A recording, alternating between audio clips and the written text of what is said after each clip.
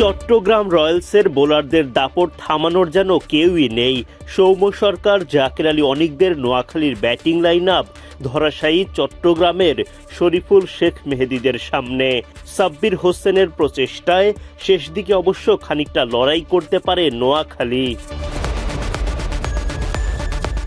নানা নাটকীয়তার পর অবশেষে শুক্রবার ফের বিপিএল ফিরল মাঠে।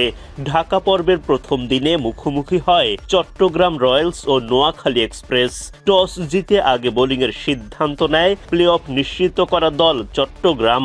নোয়াখালীর হয়ে ইনিংস শুরু করতে নামেন আফগান তারকা মোহাম্মদ নবীর পুত্র হাসান ইসাখিল ও টাইগার তারকা সৌম্য সরকার। সৌম্য ইসাখিলের ব্যাটে ঝড়ো শুরু পেতে থাকে নোয়াখালী, কিন্তু ইনিংসের মাত্র 4 নম্বর ওভারেই ভেঙে যায় তাদের এই ওপেনিং জুটি।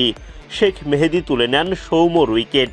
দলীয় 34 রানে প্রথম উইকেট হারায় নোয়াখালী এক্সপ্রেস। 8 বল খেলে 1 ছক্কা 1 চারে 14 রান করে বিদায় নেন সরকার। হাসান ইসাখিলকে আউট করেন শরীফুল ইসলাম। 20 বলে 2 চার ও 2 ছক্কায় 25 রান করে মাঠ ছাড়েন ইসাখিল। এরপর জুটি গড়ে তোলেন জাকের আলী অনিক ও নোয়াখালী অধিনায়ক হায়দার আলী।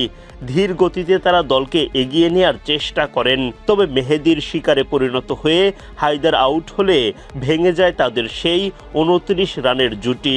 দলীয় 78 রানে 3 নম্বর উইকেট হারায় নোয়াখালী এক্সপ্রেস। 22 বল খেলে 23 রান করে উইকেট হারান জাকের আলী অনিক। 1 বল উইকেটে টিকে থেকে 1 রানের বেশি করতে পারেননি মুনিম শাহরিয়ার। 15 বল খেলে হাবিবুর রহমান সোহানের ব্যাট থেকে আসে 11 রান। 91 রানের 6 উইকেটের পতন ঘটে নোয়াখালীর। হাসান মাহমুদ, মেহেদী হাসান, রানাদের মতো টেলেন্ডাররাও বেশিক্ষণ টিকতে পারেননি। এক প্রান্ত থেকে সাব্বির হোসেন লড়াই চালিয়ে গেলেও আহামরি বড় পুঁজি পাওয়া হয়নি নোয়াখালী এক্সপ্রেসের।